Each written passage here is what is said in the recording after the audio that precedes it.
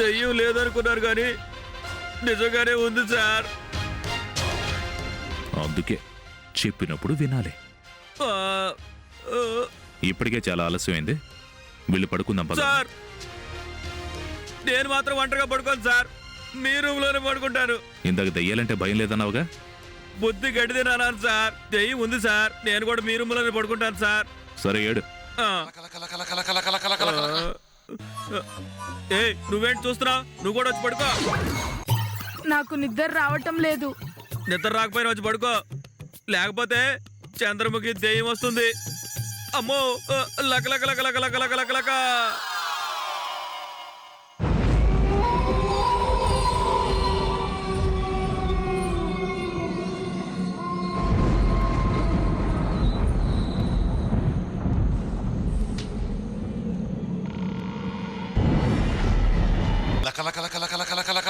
అమ్మో దెయ్యం అంట, ఇప్పుడు వస్తుంది. అమ్మో ఇదేంటి కరెంట్ పోయింది?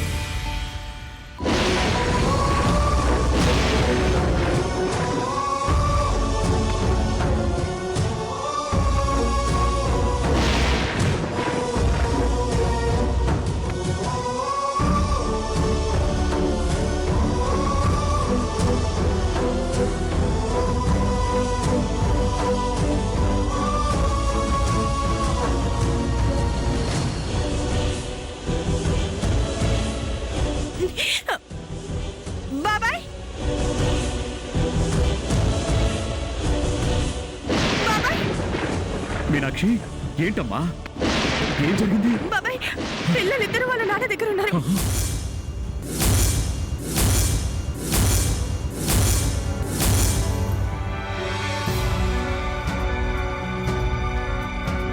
వెళ్ళి త్వరగా తీసుకురండి బాబాయ్, త్వరగా వెళ్ళండి.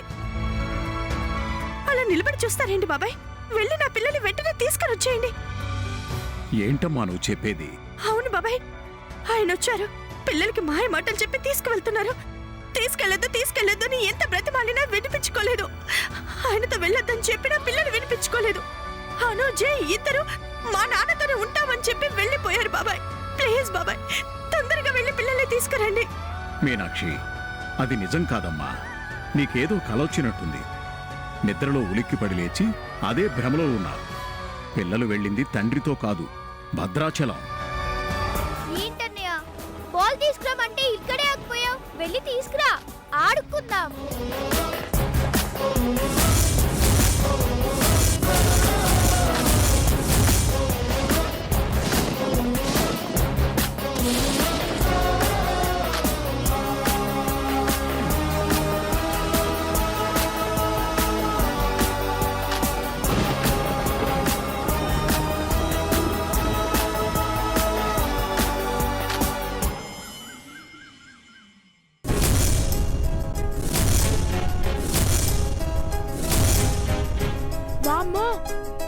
అమ్మేంటి ఇక్కడికి వస్తుంది? మనల్ని ఇక్కడ చూసిందంటే అమ్మ చంపేస్తుంది. ఈ ప్లాన్ వేసి నేనే అని తెలిస్తే ముందు నన్ను చంపేస్తుంది అన్నయ్య. ఇప్పుడు ఎలా? ఎలాగో తర్వాత ఆలోచిద్దాం, ముందు ఇక్కడి నుంచి పారిపోదాం. పదా పదా.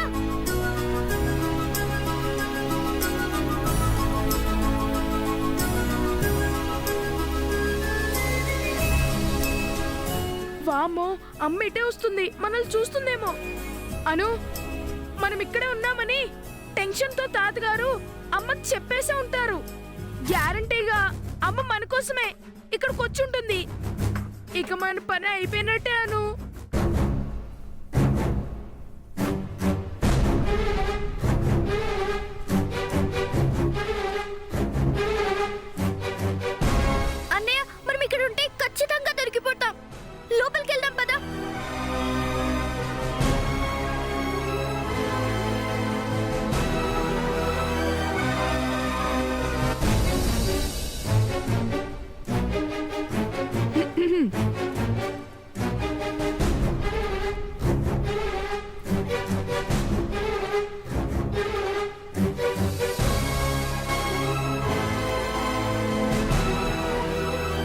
ఏంటిది?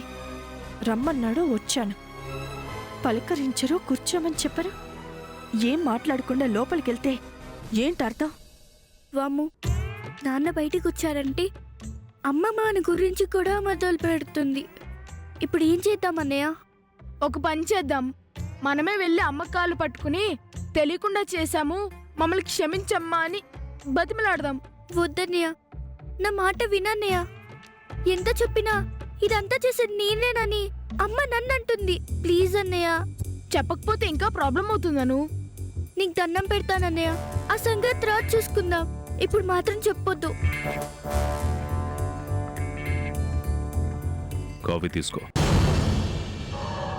నేను కాఫీ తాగుతూ మీతో తీరిగ్గా కబుర్లు చెప్పడానికి రాలేదు. మీరేదో మాట్లాడాలని పిలిస్తే వచ్చాను. చెప్పండి. ఇంటికొచ్చిన వాళ్ళకి కాఫీ ఇచ్చి కూర్చోమని చెప్పడం కనీస మర్యాద. కాఫీ తీసుకో.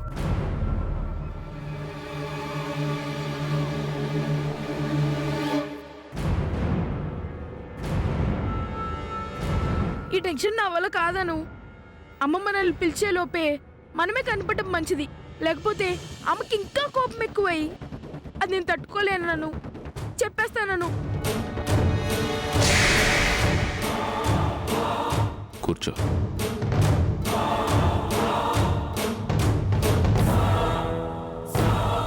ఇక్కడ నుంచి కదిలావనుకో, అమ్మ కాదు, ముందు నేనే నీ కాలు చేతులు విరగొట్టి పొయ్యిలో పెడతాను.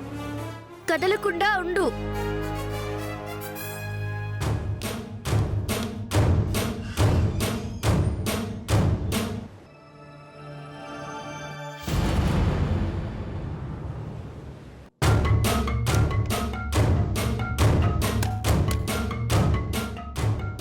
ఎందుకు పిలిచారో చెప్పకుండా అలా గుడి ముందు నందిలా అలా కూర్చున్నారేంటి?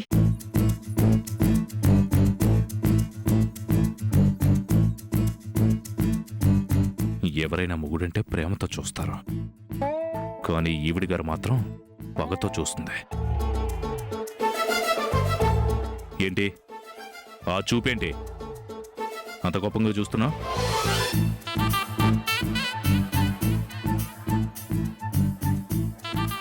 అసలు నీ గురించి నువ్వేమనుకుంటున్నావు? పెద్ద పుడింగ్ అనుకుంటున్నావా? నువ్వేం చేసినా చెల్లుతుంది అనుకుంటున్నావా? మర్యాదగా మాట్లాడండి. మీరొక ఎండి హోదాలో పిలిచారనుకొని వచ్చాను. అదే పాత హోదాలో పిలిచారని తెలుసుంటే ఈ ఇంటి గుమ్మం కూడా తొక్కేదాన్ని కాదు. ఆపు. పోనీలే కదా ఊరుకుంటుంటే ఇష్టం వచ్చినట్టు మాట్లాడుతున్నావు. చూడు, నీకు ఎండీనైనా నేనే, నీ మొగుడినైనా నేనే. అసలేం చూసుకునే నీకింత పొగరు? నువ్వు తీసుకున్న అర్థం పద్ధం లేని నిర్ణయాల వల్ల పిల్లల జీవితం ఎంత పాడవుతుందో నీకు అర్థమవుతుందా? నా పిల్లల జీవితాల గురించి మీరు నాకు చెప్పాల్సిన అవసరం లేదు. వాళ్ళ భవిష్యత్తు ఎలా చక్కదిద్దాలో నాకు బాగా తెలుసు. నీ పిల్లలు అసలు ఆ మాట ఎలా అంటావు? నీ పిల్లలు నా పిల్లలు అని భార్యాభర్తలు వేరుగా ఉంటారు. ఇద్దరికి కలిపి మన పిల్లలు ఉంటారు. మన పిల్లలు అను. ఎంత దూరం వెళ్తారో వెళ్ళనివ్వండి. చట్ట ప్రకారం వెళ్ళినా ఎలా వెళ్ళినా నా పిల్లలు నా వైపే ఉన్నారు, ఉంటారు కూడా. వాసుదేవ్ వల్ల ఎదురయ్యే వైపరీత్యాలు ఎదుర్కోవడం చాలా కష్టం. ఆలోచించు.